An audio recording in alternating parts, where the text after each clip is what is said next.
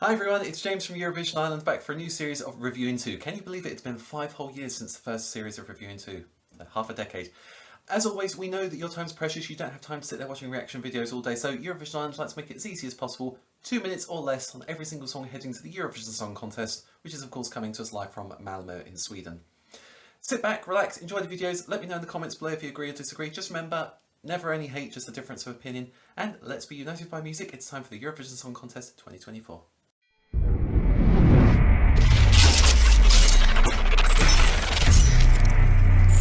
Next up we have Poland, Luna and the Tower. Now, I know there was a little bit of contention about the Polish national selection. Luna won by a single point, beating the fan favourite, and of course people cried foul. I don't want to talk about that too much because it's the same every single year at Eurovision. There's always a little bit of skullduggery in national selections and people start saying, oh, this was this and that. And I was like, happens every year, we should be used to it by now. Listening to the song for the first time, I was listening to it and thinking, I feel like I've heard this before. And then when it sort of hit me, the song that I was thinking of, this is going to sound really weird, but stay with me.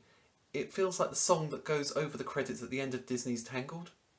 Now, I know that's a really weird thing to say, and part of me wonders if it's sort of, the power of suggestion as she's singing about a tower, Rapunzel, if that was sort of what put that in mind.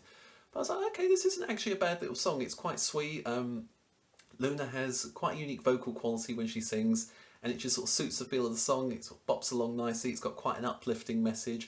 So I was like, yeah, all this works well together. Now, Poland are performing in the first semi-final, which is going to be a bit of a bloodbath. There are a lot of big players in there. I'd argue though that Poland is one of them. When it comes to televote, I think Poland are always one to watch. And even though I know some fans are saying that it's not a particularly strong song, I think you can never quite fully discount Poland from any televote. Now, I know last year it was the same story. People saying, oh, that song's never going to get to the final. I remember watching rehearsals and going, no, actually, that's going to make it to the final with what it's up against. I'll be interested to see how Poland stage this. Now, I think it's got every chance of making it to the final. Once it gets there, I have this little nagging feeling telling me that this might be one to watch. Now, I don't think it's an out-and-out winner, so I don't think it's going to storm into first place and we'll all go, oh wow, we're really surprised. I think it's the kind of thing, if it does win, it will sort of only just pull ahead and sort of beat someone by a handful of points, which would be interesting to see that. Poland know Jesk very well, so it'd be interesting to see them, get their first Eurovision win as well. Is it going to be the Tower? I don't know. There's something telling me to watch this one, so we'll have to wait and see what that looks like.